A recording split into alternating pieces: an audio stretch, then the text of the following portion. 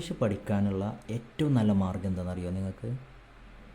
ഇംഗ്ലീഷിനെ ആത്മാർത്ഥമായിട്ട് പ്രണയിക്കുക. അങ്ങനെ ആർക്കെങ്കിലും പ്രണയം തോന്നുന്നുണ്ടെങ്കിൽ കൂടെ കൂടിക്കോളൂ.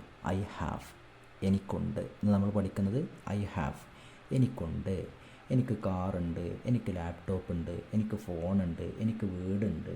ഇതൊക്കെ പറയാൻ വേണ്ടിയിട്ട് നമ്മൾ ഐ ഹാവ് എന്നുള്ള ടേം ഉപയോഗിക്കാം. ഐ ഹാവ് എ കാർ, എനിക്കൊരു കാറുണ്ട്. ഐ ഹാവ് എ ഫോൺ, എനിക്കൊരു ഫോണുണ്ട്. ഐ ഹാവ് എ ഹൗസ്, എനിക്കൊരു വീടുണ്ട്. I have a car. അപ്പോൾ നമുക്കൊരു ബൈക്ക് ഉണ്ടെങ്കിലോ ഐ ഹാവ് എ ബൈക്ക്. നമുക്കിതിൻ്റെ ഓപ്പോസിറ്റ് പഠിക്കാം. എനിക്കൊരു കാറില്ല, എനിക്കൊരു ഫോണില്ല, എനിക്കൊരു വീടില്ല. അതൊക്കെ എങ്ങനെ പറയും? നമുക്കില്ലാത്ത കാര്യങ്ങൾ പറയാൻ വേണ്ടിയിട്ട് ഡോണ്ട് എന്നുള്ള ടേം ഉപയോഗിക്കാം. ഐക്ക് ശേഷമാണ് ഉപയോഗിക്കുക. I don't have a car. Do not എന്നുള്ളതിൻ്റെ ചുരുക്കരൂപമാണ് ഡോണ്ട്. എനിക്കൊരു കാറില്ല.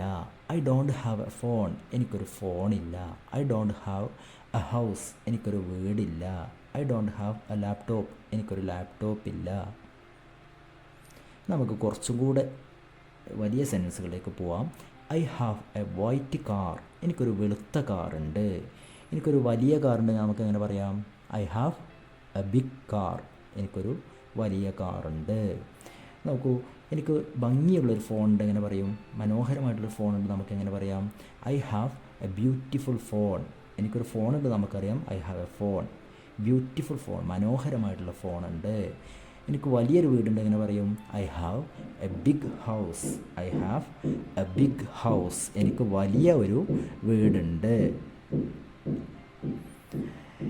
ഉച്ചയ്ക്ക് 2 മണിക്ക് എനിക്ക് മീറ്റിംഗ് ഉണ്ട് പറയണം. എനിക്ക് മീറ്റിംഗ് ഉണ്ട്, നമുക്ക് പറഞ്ഞു നോക്കാം. ഐ ഹാവ് എ മീറ്റിംഗ്, എനിക്കൊരു മീറ്റിംഗ് ഉണ്ട്. എപ്പോൾ?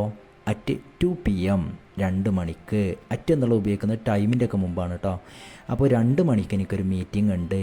I have A meeting at 2 PM. എനിക്ക് നാളെ വലിയൊരു പരീക്ഷ ഉണ്ടെന്നാണ് പറയാൻ പോകുന്നത്. എനിക്കുണ്ട്, ആദ്യം നമുക്ക് പറയാം I have a big test, വലിയൊരു പരീക്ഷ. പരീക്ഷ അല്ലെങ്കിൽ എക്സാം എന്ന് പറയാം കേട്ടോ. I have a big test എന്ന് ടുമോറോ, നാളെ എനിക്ക് വലിയൊരു പരീക്ഷയുണ്ട്. എനിക്ക് ധാരാളം ജോലികൾ ചെയ്യാനുണ്ട് എന്നങ്ങനെ പറയും? I have a lot of work. Lot of work എന്ന് പറഞ്ഞാൽ ഒരുപാട് ജോലികൾ. ടു ഡു, ചെയ്യാനുണ്ട്. എന്ന്? ടുഡേ, ഇന്ന് എനിക്കൊരു ഒരുപാട് ജോലികൾ ചെയ്യാനുണ്ട്. I have a lot of work to do today. നമുക്ക് ഫോട്ടോഗ്രാഫിനോട് പ്രത്യേക താല്പര്യമുണ്ട്, അല്ലെങ്കിൽ ഡാൻസ് ചെയ്യാൻ, പാട്ടിനൊക്കെ പ്രത്യേക താല്പര്യമുണ്ട്. അങ്ങനെ തന്നെയാണ് പാഷൻ എന്ന് പറയും നമ്മൾ. അപ്പോൾ നോക്കൂ, എനിക്ക് പാഷൻ ഉണ്ട്, ഫോട്ടോഗ്രാഫിയോട് പാഷൻ ഉണ്ട്, എങ്ങനെ പറയും? I have A passion for photography. എനിക്ക് ഡാൻസിനോട് പാഷൻ ഉണ്ട്, എങ്ങനെ പറയും?